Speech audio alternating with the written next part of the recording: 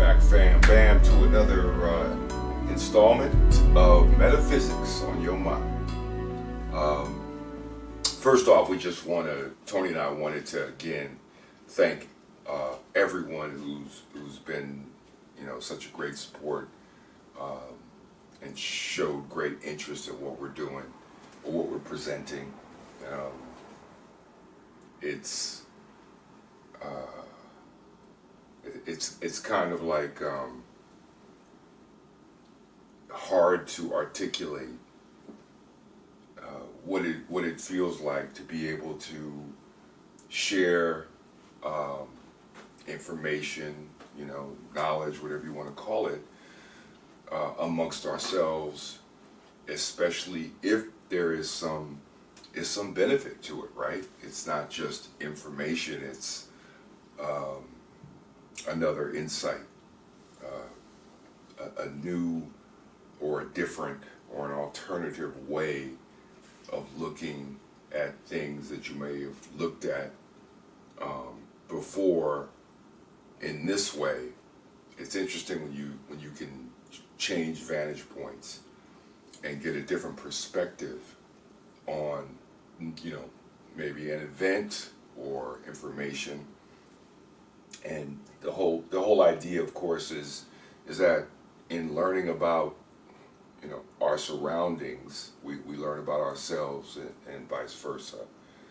I figure what we do in this one, we're asking the question. In the previous video, we talked about the 144,000, and we went through how the chakras and the churches and the seals and the candlesticks and the spirits, they were all synonymous of the same thing. And we went through, different areas of influence that the chakras, the churches, the seven spirits of God have within us, these energy vortexes. And we can associate it with again, if we go back to the Old Testament, with the story of Genesis and the 7 days of creation, which this again applies, because remember we talked about 7 was the number of divine intervention, right? And so the 7 days of creation is it not a divine intervention, right? Creation. And then the covenant that we got from the Noah story about, the rainbow, which is these, 3 primary and 4 secondary colors, the 7 colors. We have that reflected in this chakra churches system. And was wondering if we ask ourselves the question, what does it mean to be in the 144,000? I think we kind of already deduced that from the previous video, that 144,000 is not a literal number. Shall we say 144,000 people or souls, will be saved. It's not literal, as we've discussed with a lot of different parts of this book. We talked about 144 being 1 + 4 + 4 = 9. We talked about the lotuses from the root chakra up to the crown. The crown being 1,000 petals, which is also referred in other symbolic systems, can be looked at as 1,000 points of light. Okay, it says in the Bible also that we will reign with Christ 1,000 years. Again, this is symbolic talk that is basically saying to reign with Christ 1,000 years is to light up that seventh chakra, the crown, the 1,000 petaled lotus, that when you go into meditation and you're able to ascend and you get to the point of rest, which we know is the day of rest, or the chakra or the church or the seal of rest, you know, when you are in communion with the divine, you know, that's what this is all about. So consciousness, the number 9, okay, is also involved with divine intervention, number 7, right? All these numbers have different vibrations and have a meaning. So I thought maybe what we'll do is we'll just go back to Revelation 14, 1 through 5, and we'll, you know, maybe, because this is a question that only you could ask yourself based upon what your perception of this, you know, we're going to go with what the book is saying, that these are those who are going to be, you know, quote unquote saved and so on. But let's read Revelation 14, 1 through 5, and then maybe we can ask ourselves the question, and only, you know, the only one who's going to know is you, of course, and the divine. If you can ask this question, and if you can ask it in spirit and in truth. Anyway, just an exercise. Okay, so Revelation 14, 1 through 5. And I looked, and lo, a lamb stood on the Mount Sion, and with him 144,000, having his father's name written in their foreheads. Okay, so here's our lamb, right? You know, in the zodiac, Aries the lamb. We talked about in prior episodes, proposed that this was a representation of the sacrifice, right? That it wasn't a literal sacrifice of a sheep, that it is representing the mind, or the cerebrum, and that the thinking mind, you know, the emoting mind, the ego mind, has to be sacrificed in order for there to be communion with the divine, as presented in this book. So, right there in that first verse, the Lamb stood on the mount. We said that the mount is always what? The higher mind, the higher consciousness, the higher self, okay? Represented literally by this mountain, you know, we drew here, but that's a metaphor. This is the mountain, okay? When you climb to the mountaintop, okay? What else do we have? And it said, okay, 144,000, which we've already discussed, having his father's name written in their foreheads. Well, which chakra is associated with your forehead? The third eye chakra, right? We said that in the scriptures it says, the light of the body is the eye. If therefore thine eye be single, thy whole body will fill with light. Okay? So to have the Father's name, meaning, you know, God, written in your forehead, is meaning that you have ascended. Okay? And now as you ascend to those, remember we said that those upper two chakras, which are both in the head, right? Everything else, the 5 other ones are below, but the third eye, or the brow chakra, and the crown chakra are in the head, which is where the sacrifice takes place, okay? When you activate the pineal or pineal gland, okay, one of the two witnesses, when you activate and the melatonin starts flowing, okay, That is having your Father's name written in your forehead. That means that you are coming to the point in the ascension, by watching and taking no thought, not connecting with judgment and ideas and emotions, just watching them, right? Not you're in a state of detachment. You can't control them. You don't attempt to do that. You can't stop them. What happens is those ideas and those judgments, they begin to lose power when you don't give them attention in the mind, when you don't feed in the mind, okay? You don't take thought. You write your Father's name in your forehead when you activate the pineal gland, and that third eye, represented as we talked about intuition and awareness, opens out.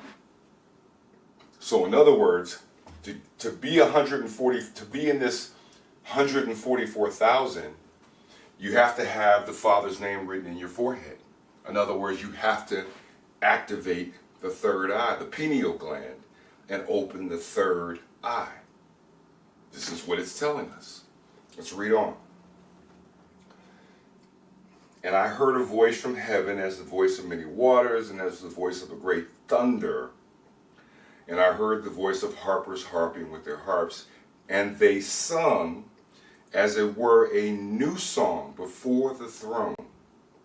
And no man could learn that song but the 144,000 which were redeemed from the earth. So let's check that out. And so we're asking this question, right? Do we have the Father's name written in our foreheads, like it says in verse 1? Okay. Do we have that lamb that it's speaking about in 14 verse 1? The lamb on Mount Zion, which is the higher mind. Okay. Have we made the sacrifice of the symbolic, physical flesh? Have we separated from the thoughts of the mind, from the flesh, from the physical for a time?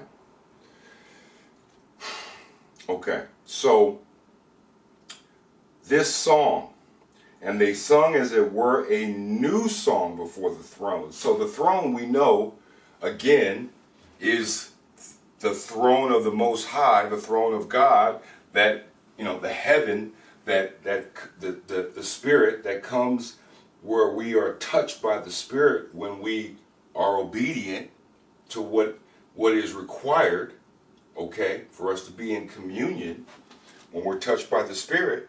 So it's saying that there's a song, but you can't learn that song unless you have been redeemed from the earth. Well, we know again that the earth is the mind, or specifically, when it's referenced this way, the lower mind, the lower thoughts and the lower emotions, as opposed to the higher or divine thoughts, right? The divine inspiration that we can get from the higher self. So redeemed from the earth means that you have been taken away from the lower for a time in your meditation, in your prayer.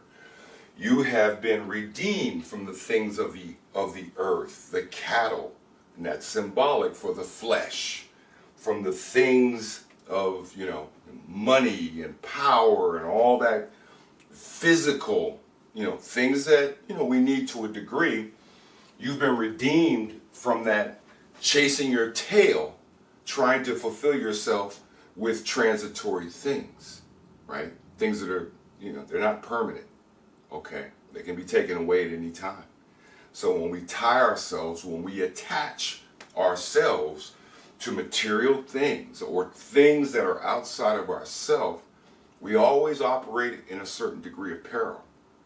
Okay, so let's read on. So we need to, in order to learn that song, before the throne, the high, we're talking about the throne of God, so that's represented symbolically, that's the higher mind. This is where that song is, and it says, and before the four beasts, we know who the four beasts are. Those are the four fixed signs of the zodiac, right? The bull, Taurus, the lion, Leo, the scorpion, Scorpio, the water bearer, Aquarius. We went through this before. Those are the four beasts that Revelation is referring to. Those are the four fixed signs as opposed to the four cardinal signs, right? The cardinal signs would be Aries and Cancer and Libra and Capricorn. They start the energy. The fixed signs is where the energy fixes itself, whatever the expression of that energy is. It's fixed in the earth energy is fixed in Taurus. The fire energy is fixed in Leo. The water energy is fixed in Scorpio. The air energy is fixed in Aquarius. Okay, so those are the four beasts. And it also says that, and the elders, well, we talked about the elders, we proposed before that the elders, the reference to time was those 20 and 4 elders represented time itself basically standing still, the 24 hours of the day falling over. When you are in communion with the divine, time as we know it doesn't exist.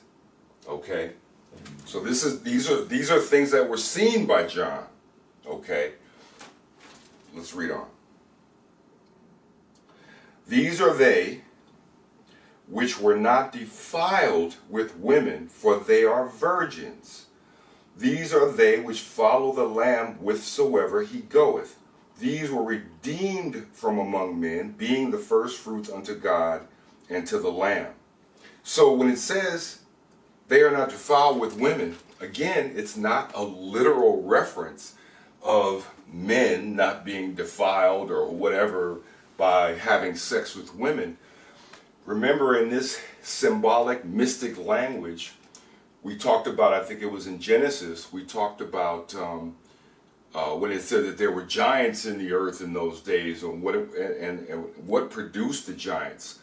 Okay, if you remember, we said when the sons of God came on to the daughters of men. So again, we talked about when you say sons of God, you're talking about the higher.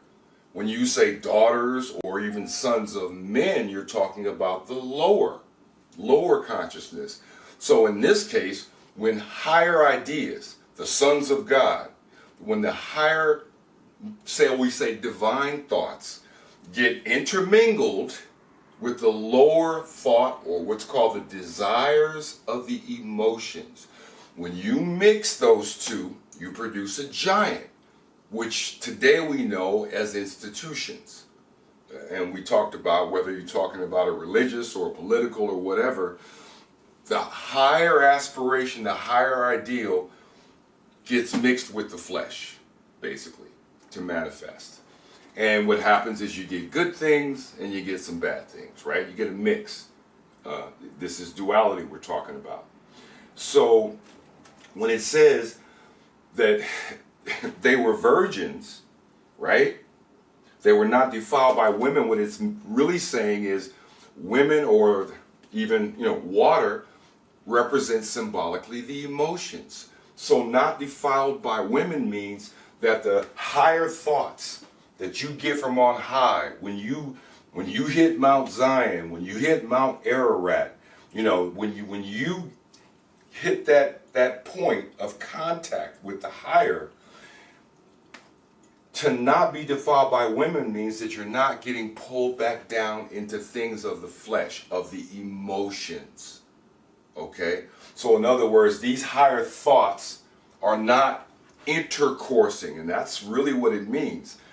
Intercourse is when that thought and that emotion intercourse, and then there's a product. As it said, there were giants in those days. It produces something. So in this deep state of meditation, in communion with the Most High, you are not defiled by your emotions, lower emotions, right? Because you have the virgin mind. We talked about that. That's the whole story of the Virgin Mary, and and the birth of the, Mary had a little lamb. That's the point of it, is that that's why you take no thought. That's why you watch. Because judgment, all that stuff, like from the Garden of Eden when, Adam told God they hid because they were ashamed. Well, the way you could be ashamed is if there was judgment. And God said, who told you you were naked? You made a judgment, which is, a very clever and symbolic way of explaining the evolution of the mind, where you go from, quote unquote, creation to the mind evolving to the point where you've been given the power to choose. We've been given that power by the Creator, and that is free will. Okay? That's where you can make a good choice or a not so good choice. And there's consequences to both. Okay? So, not defiled by women means that to stay up there in the Garden of Eden, in the paradise of God, in the upper reaches of the right hemisphere of the brain, in order to be in communion with the spiritual self, or the spiritual frequency, you can't be defiled by the lower emotions and the lower thoughts of the flesh, or you get kicked out of the garden. See, can't coexist up there. That's the 6 days shalt thou labor. But to get in here, you're at rest.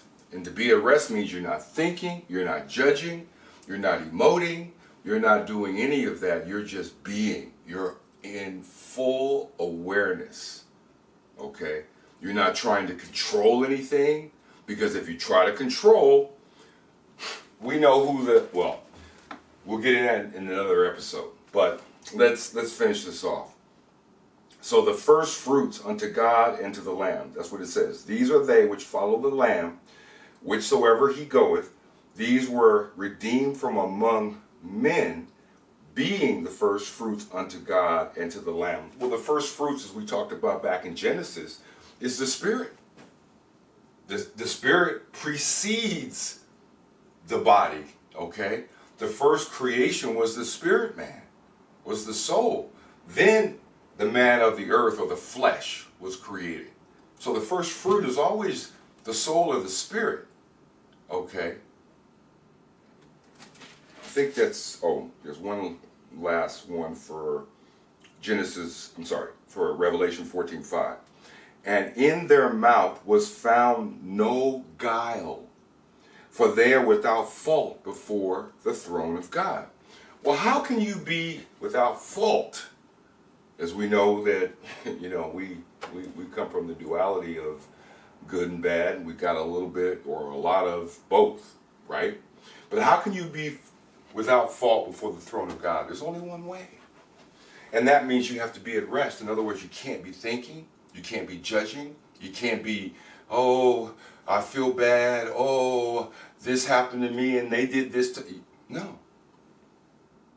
Right? Because we know your ego is very guileful. The ego is full of guile. The ego knows how to send things to justify almost any kind of behavior. Right? The ego always tries to protect itself, even when it's in the wrong.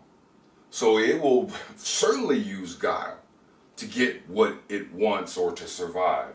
So to be without guile, there's only one way. That means you have to be out of your mind, meaning you have to be out of the rational, judging, conscious mind.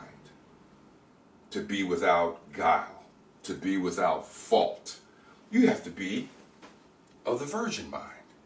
Okay? And then you give birth to the child of promise, which is you. That's called being born again. But it happens in here. And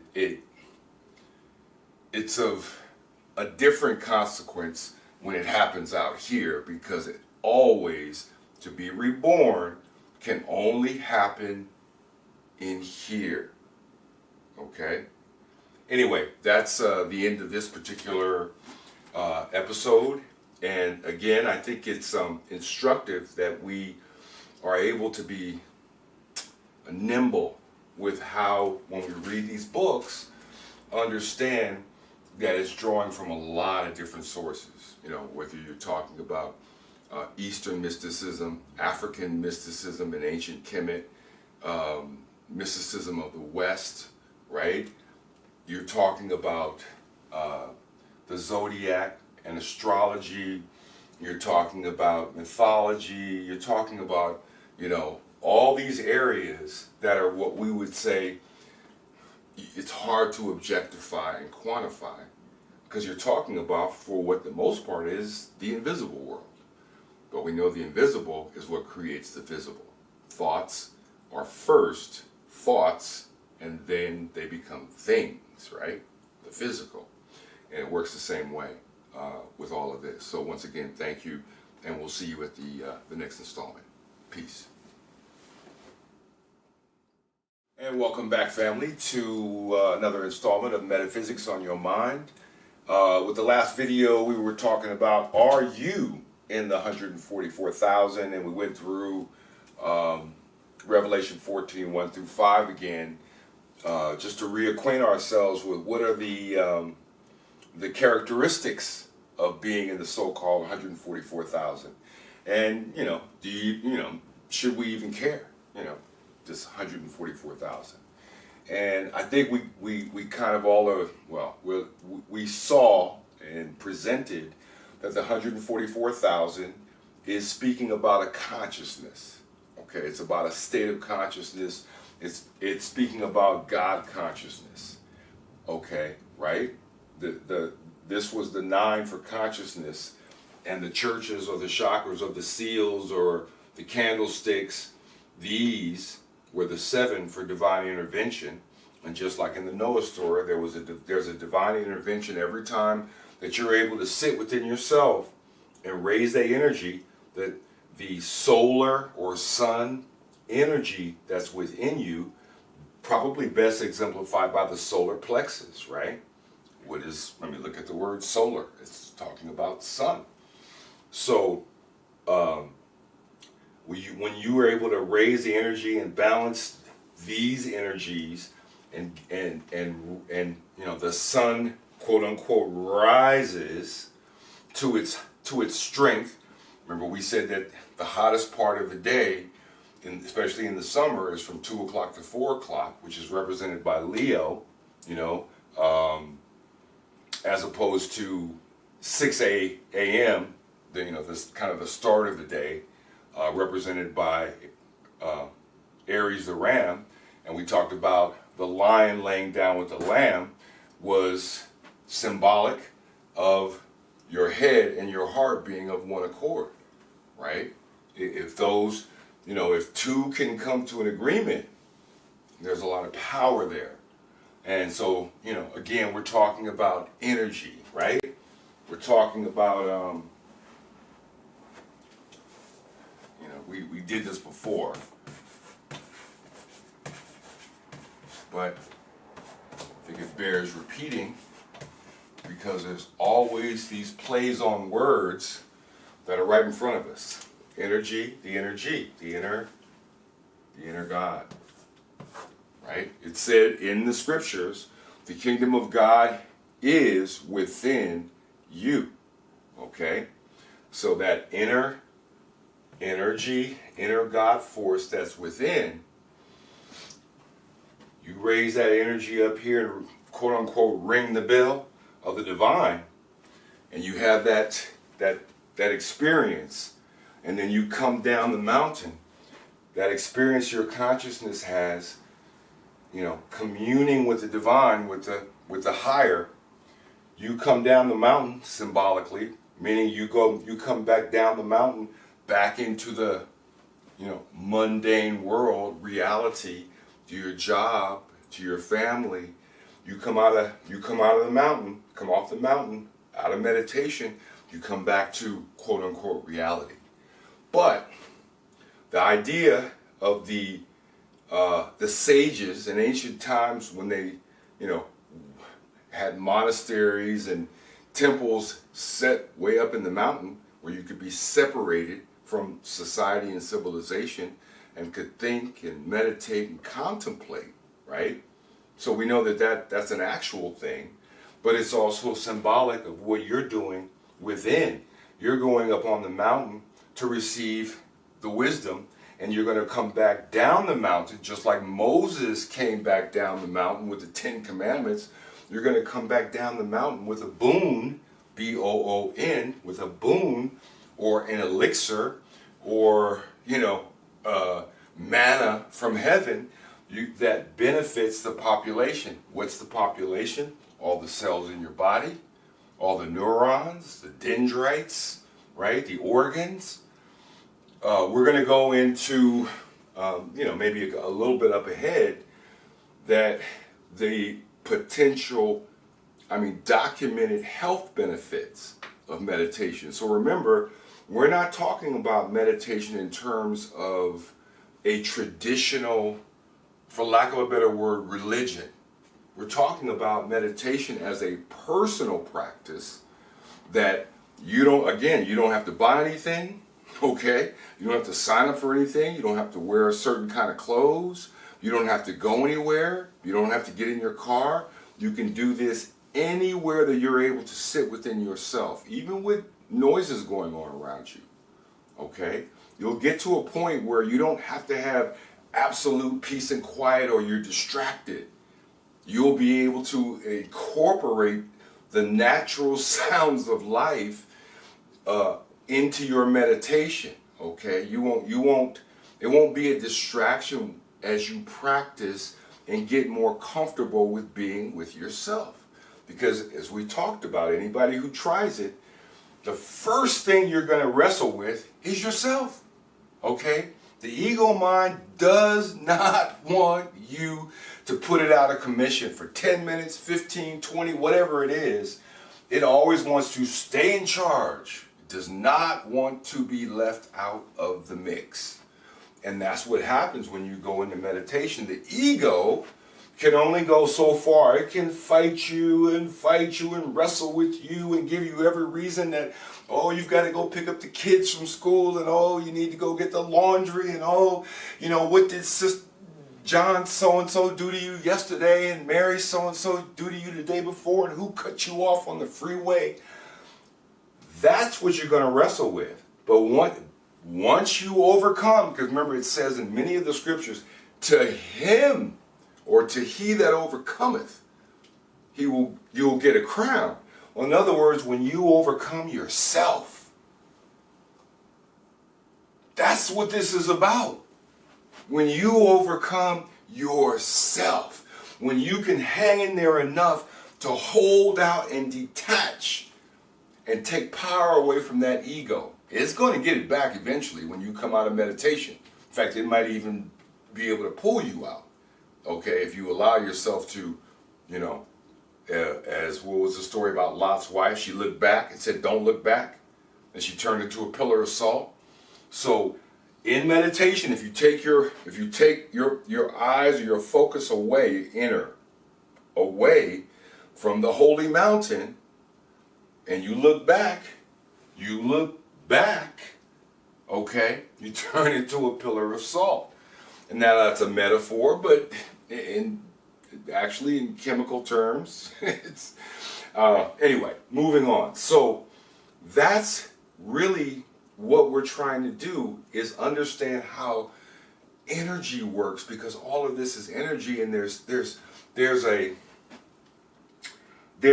are patterns that we are able to recognize within ourselves and within our surroundings and within others. And if we kind of are able to step out of our comfort zone and look at things a little bit different, it's amazing how things can be perceived in an almost magical way. I mean, why is God called, or at least I know I refer, as the Most High? Because as we've talked about, it's like the eagle's nest. It's like the vantage point of a hawk or an eagle. They are up so high they can see so broad of a range. They have bird's eye view. When you're in the forest, all you can see is trees surrounding you, right? You can't see more than a couple 100 feet ahead of you. You don't know what's, up at the next clearing or around the bend because you can't see it. But when you're up above it, see, when you go into the higher consciousness, when you go into the higher mind, right? It's like the best metaphor I could say, and it's not even a metaphor. It's like you can imagine yourself up here looking back down on yourself meditating. You can do it. You can literally, shall we say, shift your presence where you connect with yourself outside of yourself, meaning a higher self of yourself, and you can look back down on yourself, sitting, wrestling with the devil, aka the ego. You can see yourself, not physically, but you'll know what I mean. So that's what this is all about. It's saying all these references are to you. They're not to one group of people, or only the men or only the women or only somebody who's done this ritual or that ritual. That's how the story is being told, okay? But we have to do some work, and we have to connect dots, and we have to practice, exercise our due diligence in the information and the traditions that we absorb, right? It only makes sense. We filter it through, and the higher wisdom that we have to filter it through, which again we propose that if you were able to separate from the mind and realize that the real you isn't really the ego, okay, but kind of like a program. When you realize that, you begin to understand that you have a lot more power than you've ever given yourself credit for. In fact, this book tells us over and over how much power. Ye are children of the Most High. Okay, so you're not insignificant, but you may, let's just say that you may have been made to feel insignificant, but you were not. We are not. So that's what this thing is saying. Look at this dance.